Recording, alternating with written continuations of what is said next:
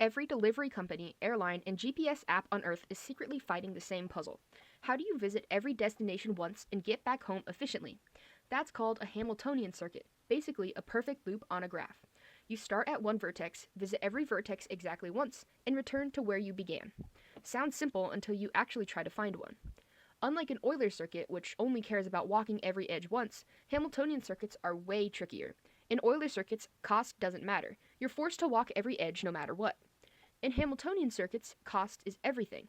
Two different routes might hit all the same stops, but one could be miles cheaper than the other. Imagine you're a college student based in Chicago, and it's spring break. You and your friends decide to take the ultimate Midwestern road trip. Hit Minneapolis, Cleveland, and St. Louis, then make it back home to Chicago in one big loop. We can model this trip as a weighted graph. Each city is a vertex, and each connection between cities has a weight. In this case, the number of miles between them. Now, gas is expensive and you're a college student, so the goal is clear. Visit all 4 cities exactly once and return to Chicago while traveling the fewest total miles. The most straightforward way to find the best route is to generate every possible Hamiltonian tour that starts and ends in Chicago. Using a tree diagram, we branch out from Chicago to any of the 3 cities, then from there to either of the remaining 2, and finally to the last one before heading back to Chicago. That gives us 6 total paths, but not 6 unique circuits, because some are just mirror images of each other. For example, Chicago to Minneapolis to St. Louis to Cleveland back to Chicago is the same as Chicago to Cleveland to St. Louis to Minneapolis back to Chicago, just in reverse. So really, we only have 3 distinct circuits, which we can visualize like this.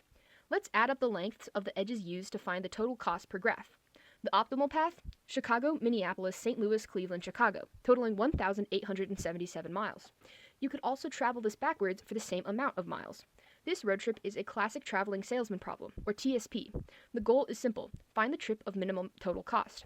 Cost could be distance, time, or fuel, and this problem shows up everywhere, from delivery routes and mail distribution to chip manufacturing and even astronomy.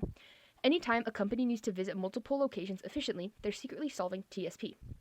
The strategy we used earlier, listing every possible route and picking the shortest, is called brute force, and while it works, it falls apart fast. Using the fundamental principle of counting, we can get a formula that determines how many unique Hamiltonian circuits exist in a complete graph, where every vertex connects to every other vertex with n vertices. With 6 cities, that's already 60 different routes to check. With 25 cities, that explodes to 300 sextillion possibilities. That's a 3 followed by 23 zeros.